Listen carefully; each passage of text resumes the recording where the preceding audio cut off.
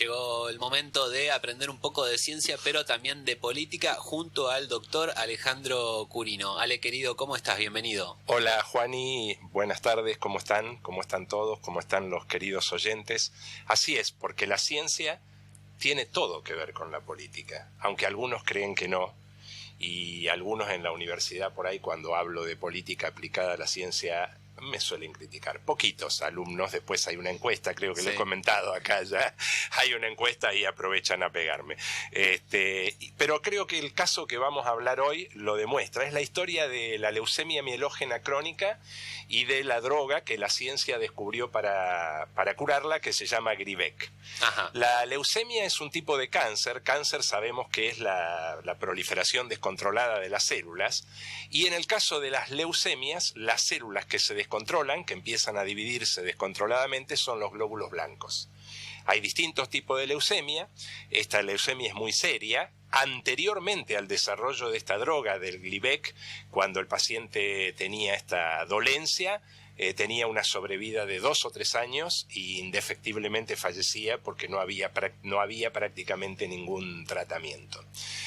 Entonces quiero contar la historia de cómo se fue desarrollando, cómo se fue descubriendo cuáles eran las causas de esta leucemia y la droga, y después contar los problemas económicos que hay para que la gente adquiera este remedio y otros remedios. Bien.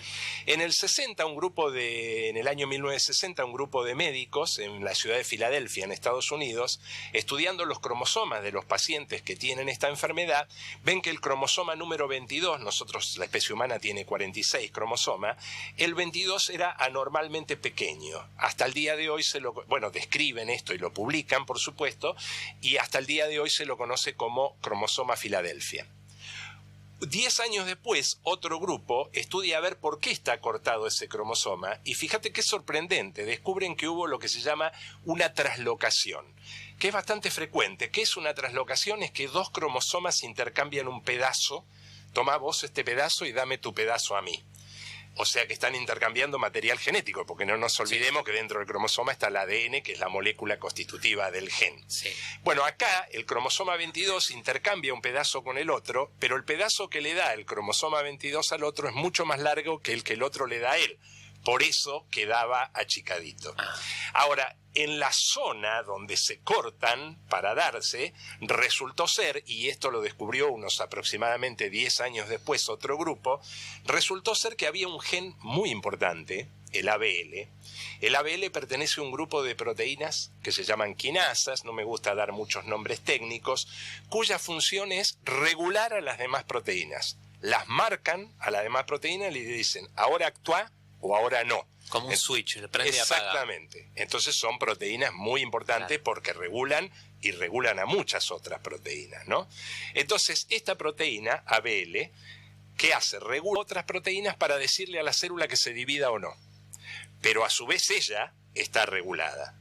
Ahora, como producto de esta rotura e intercambio de cromosomas, quedó bajo el control de otro gen que estaba pegadito al lado, en el otro cromosoma, pero con el intercambio quedaron los dos pegaditos. O sea, se hizo un gen nuevo que codifica para una proteína nueva que es un monstruito, que hace que esta proteína ABL dispare constitutivamente. ¿Qué quiere decir constitutivamente? Siempre. Entonces siempre está marcando a las otras proteínas y haciendo que la célula de los glóbulos blancos se dividan sin parar. Y eso lleva a la leucemia mielógena crónica, que mataba al paciente, insisto, en 2 o 3 años. Entonces ya se sabía la causa, ahora sabemos cuál es la causa. Esto es lo que se llama oncogenes, un grupo de genes que cuando por distintos motivos se transforman y se hiperactivan, hacen que la célula proliferen sin parar. La leucemia mielógena crónica, el oncogen responsable de esta leucemia es justamente este ABL, y la causa es este entrecruzamiento de cromosomas. Otro grupo agarra este gen, el gen monstruito, y se lo pone a los ratones. Y ven que los ratones desarrollan todos los síntomas de la leucemia mielógena crónica, que es muy fácil de ver, porque lo único que tenés que hacer es sacar la sangre del paciente o del ratón y ver, y se conoce cuál es la cantidad de glóbulos blancos y rojos que tenés que tener en la sangre, y se ve que está todo lleno, taponado. Leucemia es interesante, viene de leuco, quiere decir blanco, hemia, sangre, es sangre blanca, porque los médicos en la antigüedad, cuando le sacaban sangre a los pacientes con leucemia, veían que la sangre, en vez de ser roja, por los glóbulos rojos, era blanca, porque había más cantidad de glóbulos blancos que de glóbulos rojos. ¿Una persona con leucemia efectivamente tiene una sangre más blanquecina? Más blanca, de ahí viene el nombre.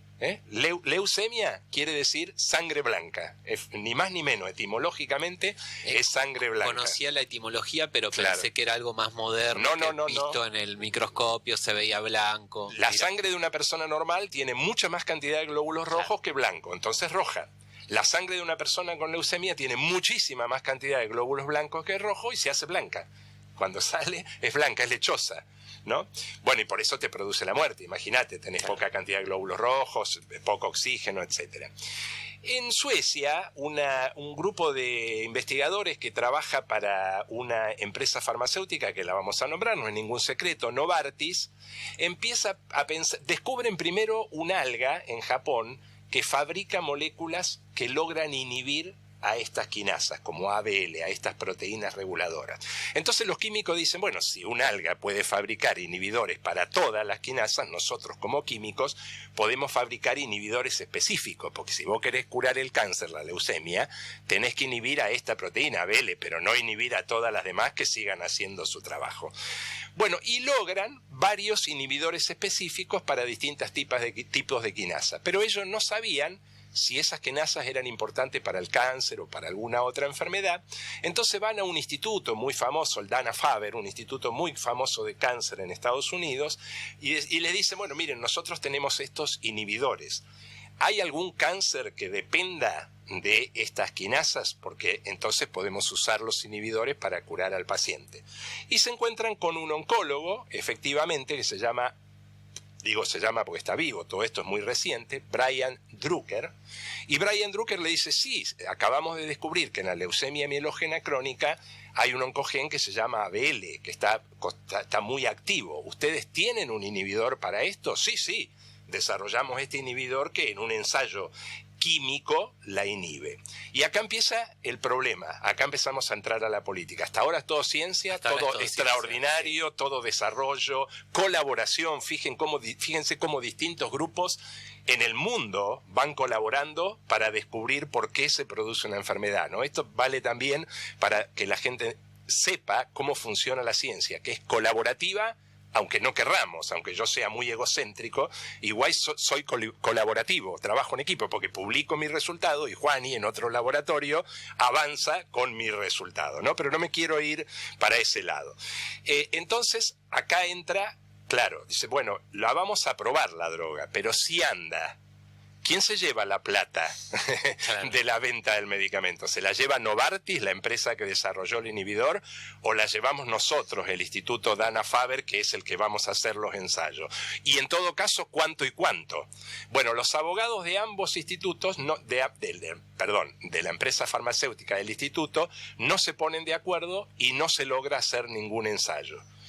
Brian Drucker, enojadísimo, se va a una universidad del centro de Estados Unidos, una universidad pequeña, y ya con la experiencia de lo que le pasó, va a ver a los abogados de esa universidad y les dice, ven, miren, hay una droga que hizo Novartis, que por ahí puede tener algún resultado, pero no sabemos nada, ¿les parece que la podamos probar? Y pero los abogados no le dan mucha bolilla, él ya fue con un perfil muy bajo y le firman.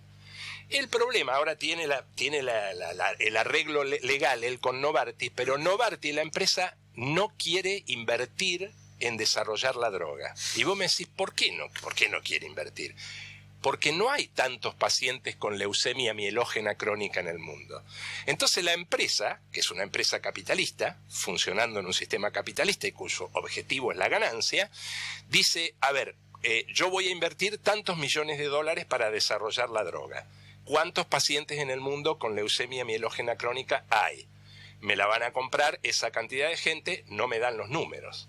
Bueno, Brian Drucker, acá, aunque parece mentira, los científicos tenemos que presionar y presionar a las empresas farmacéuticas.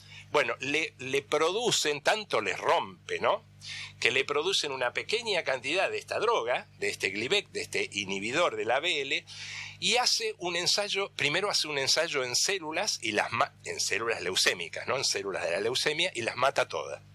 Después le induce la leucemia al ratón, que es ese que yo había descrito hace un rato, y los cura. Entonces hace un ensayo clínico de fase 1, nos acordamos de las vacunas, como es el fase 1, con un número pequeño, con 31 pacientes, y con una dosis mínima, la sangre de los 31 pacientes se normaliza totalmente. Vale aclarar que la droga no te cura. Es como la diabetes, que tenés que tomar insulina toda la vida.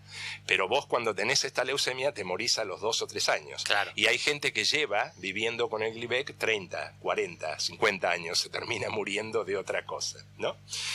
Bueno, puede hacer una vida normal. Normal, sin efecto secundario alguno. Y es impresionante, hay fotos de la sangre del mismo paciente antes de tomar el Glivec y después de tomar el Glivec. Y vos ves cómo la cantidad de glóbulos blancos baja y tenés la cantidad normal de glóbulos rojos, ¿no? O sea que cuando antes te morían 2 o 3 años, haces una vida normal y te terminás muriendo de otra cosa, siempre tomando este Glivec.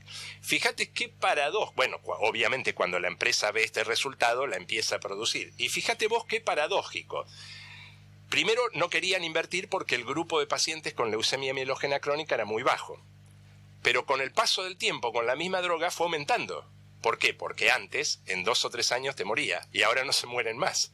Entonces, cada año hay más cantidad, con lo que Novartis hizo una cantidad extraordinaria de dinero.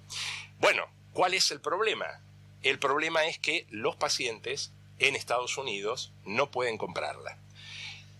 En el año 2013, más de 100 oncólogos publicaron en una revista de cáncer muy importante, Blood, Blood quiere decir sangre en inglés, una de las más importantes para este tipo de patologías, y declaran en ese artículo, está en la web, si alguien lo quiere buscar, está en la web, se llama, traducido, el precio de las drogas para la leucemia mieloide crónica es un reflejo de la inestabilidad de los precios de las drogas de cáncer según la perspectiva de un grupo de oncólogos de la leucemia mielógena crónica. Más de 100 especialistas lo firman, más de 100, y dicen que el precio de muchas drogas nuevas para el cáncer, entre ellas el Glivec, era tan alto que no podían ser adquiridos por la mayoría de los pacientes de los Estados Unidos. O sea, todo el éxito científico naufraga por una cuestión capitalista, por una cuestión política, por una cuestión económica. Y en un país del mal llamado primer mundo. Exactamente. El país del primer mundo. Exactamente. Pero que es muy capitalista, ¿no? Sí. Manifiestan que en el año 2001 el costo anual del tratamiento era de $30.000. Ah, bueno. Calculan, escucha esto, calculan que a este precio la empresa había recuperado la inversión inicial en 2 años. 2 años recupera la inversión y lo demás es ganancia. Pero luego del éxito de la droga para tratar otro tipo de cáncer, el precio subió a $92.000 por año. Novartis, la empresa que lo produce, obtiene ganancias anuales por 4.7 billones de dólares. Ahora bien, ¿billones de los nuestros o de los yanquis? Billones de los yanquis, que son 1.000 millones de los nuestros. Bueno, ahora, bien, ¿qué te dice la empresa? La empresa te dice, primero, yo soy una empresa. Como soy una empresa y funciono en un sistema capitalista, entonces tengo que obtener ganancia. Pero además, yo invertí para desarrollar esta droga. Sí, le decís vos, pero le recuperaste en 2 años la inversión. Sí, te dice la empresa. Pero si quiero seguir probando drogas nuevas, tengo que ganar lo suficiente ahora para tener un respaldo económico para invertir con las nuevas drogas que me traigan. Parcialmente tienen razón. Parcialmente. De todas maneras, las ganancias de las farmacéuticas son exorbitantes. Pero uno tampoco le puede criticar el hecho de que quieran ganar. ¿Por qué? No, claro. Porque estamos en un sistema capitalista. Y una empresa en un sistema capitalista lo que quiere es la ganancia. En Argentina también tenemos, por supuesto que no estoy de acuerdo con esto y ahora te voy a decir cuál es pienso que es la solución. En Argentina también tenemos este problema. Vos sabés que cuando una persona no tiene acceso a un medicamento en Argentina, el Estado se la provee. En algunos casos el Estado piensa que no es correcta la droga esa, determinada y no se la provee. En ese caso la gente recurre a la justicia y en la enorme mayoría de los casos, 99,99%, la justicia obliga al Estado a pagarla. Te doy unos ejemplos. El costo anual de... ¿Y quién gana? La empresa farmacéutica, ¿no? El costo anual de los 20 medicamentos de mayor precio pagado a través de amparos judiciales en Argentina, una droga que se llama Zolgensma, costo anual del tratamiento, 192 millones de pesos. Todo esto son casos reales que la justicia obligó al Estado a comprarlo. Es para la atrofia muscular espinal. El serliponase alfa, 151 millones para un trastorno genético denominado lipofucsinosis. La elosulfase alfa, 125 millones, destinada a combatir la mucopolisacaridosis. El ildursulfasa, 68 millones anuales, un tratamiento enzimático para un síndrome que se llama síndrome de Hunter. Y así te puedo seguir la lista. El caso del Zolgensma era para un niño donde el ministerio, los médicos, ningún médico lo había recetado, ningún médico lo recomendaba, el Ministerio tampoco de Salud lo recomendaba, y es más, en un caso rarísimo, la misma empresa dice, en este caso no es aplicable nuestra droga, o sea, inédita si las hay, y el juez igual le obliga al Estado a comprarlo, la empresa farmacéutica hace una pingüe ganancia y perjudicaron al chico. Su salud empeoró porque efectivamente no estaba indicado. Bien, ¿cuál es la solución para este problema? Si la empresa en un sistema capitalista tiene derecho a ganar, aunque la ganancia es exorbitante, el Estado podría ponerle un límite, la solución sin ninguna duda es la producción pública de medicamentos. Los medicamentos tienen que ser producidos por el Estado. Y alguien puede decirme, pero Alejandro, ¿cuánto tendría que invertir el Estado para desarrollar estos medicamentos? Son plantas industriales de la gran perra. Bueno, escuchen la cifra que les acabo de dar. Con 20 o 30 de estos tratamientos anuales ponemos una planta para fabricar una droga. Eso es parte del Estado, que es la discusión tan importante y central que está teniendo la política en Argentina en este momento y en el mundo, ¿sí?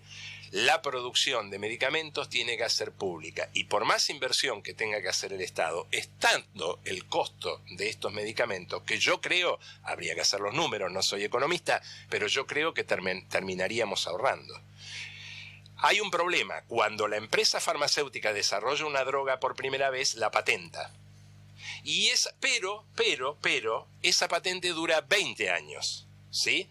A los 20 años la patente cae y cualquier Estado o cualquier privado puede empezar a producirla. En Argentina avanza lentamente para mi gusto la producción pública de medicamentos. Debería avanzar mucho más aceleradamente porque entonces no tendríamos este problema. Toda la población pagaríamos la producción de medicamentos como a través de nuestros impuestos. Nosotros pagamos impuestos, el Estado con esos impuestos produce el medicamento y el Estado no necesita ganar. Como no necesita ganar, no necesita darlo gratis al medicamento. Pero con que lo dé al costo, el medicamento, ya eso reduce el precio enormemente. Y todos tendríamos accesibilidad y sobre todo un país como el nuestro lo necesita más. Bueno, por lo que les acabo de leer, en Estados Unidos también lo necesitan, ¿no? Pero un país como el nuestro, ¿por qué digo? Porque la mayoría de las empresas farmacéuticas son transnacionales y no son de capitales argentinos exactamente, ¿no? Entonces encima es una fuga de dólares, porque a vos el juez le obliga al Estado a pagar el medicamento y esa es plata que se va a una empresa en el extranjero, no la vemos más. Si la droga está bien, la ganancia es la salud del pueblo, la salud de la gente, por supuesto. Pero lograríamos exactamente lo mismo produciendo públicamente nosotros, como siempre, como en otros aspectos y como venimos reafirmando en esta columna. La independencia científica, tecnológica y económica es fundamental. Un modelo de país basado en el desarrollo científico-tecnológico que nos lleva a ser independientes y ni hablar del problema de las enfermedades que son endémicas como el mal de Chagas, que tampoco a nadie, a ninguna empresa internacional le va a interesar invertir en eso, Pero a nosotros como Estado, con el problema que es el Chagas o el dengue u otras enfermedades y parasitosis que son propias de nuestro país, sí nos interesaría y podríamos desarrollar medicamentos. Creo que estamos al borde de la columna y del final de la columna. Espero que se haya entendido, fui un poquito rápido. Clarísimo. Pero quisiera que me permitas hacer un breve comentario. Adelante. Porque no puedo estar adelante de un micrófono y no hacer un comentario de la situación de Milagros Salas. Cada uno desde su lugar hace lo que puede al respecto. Creo que deberíamos movilizarnos, salir a la calle, pero desde este lugar y humildemente pedirle al presidente, como le dice siempre la vicepresidenta, que use la lapicera. Yo no sé si un indulto, creo que un indulto tiene sus problemas, pero sin ninguna duda, intervención del Poder Judicial de Jujuy ya. Concuerdo plenamente y es así, con ese mismo pedido cerraba hoy la entrevista con Telma Alonso, con quien conversábamos sobre el tema. Bueno, algo hay que hacer con Milagros Sala porque ya hace un tiempo y con el pasar de los años que todos pensamos que quizá encuentre su final en cautiverio y no solo lo terrible que sería, sino el golpe simbólico que sería para este gobierno. No nos olvidemos, porque nos olvidamos en esta vorágine de este país, que hay elevados integrantes de la justicia de Jujuy que han no declarado, que se han conocido audios de ellos en la que reconocen, altos integrantes del Poder Judicial de Jujuy, reconocen que lo de Milagros Sala es una persecución política. Sí. Eso solo alcanzaría para intervenir el Poder Judicial de Jujuy, eso solo. Así es, hay que usar la lapicera, que no significa firmar un papelito, sino que significa, como lo dijo tan claramente recientemente la presidenta en un tuit, gobernar. No se trata de otra cosa. Y hasta acá llegó la columna de Alejandro Curino, que una vez más nos demuestra que la ciencia prácticamente lo puede todo, sí, pero hay cosas que tienen límites y por eso también dentro de un sistema capitalista también tiene que estar el apoyo del Estado para estos casos, ¿no? De cosas que en un principio no parecen rentables y una empresa no tendría por qué producirlas, como este medicamento que no voy a recordar el nombre ahora, Glivec, y tampoco todo lo que tiene que ver con el mal de Chagas, un mal endémico de acá, que a un laboratorio de otro país del mundo decir esto para argentinos, para sudamericanos con bajo poder adquisitivo, que son tan pocos, quizá no es negocio producirlo y por eso no se produce y sigue el sufrimiento. Así que el Estado tiene que estar presente donde los privados no llegan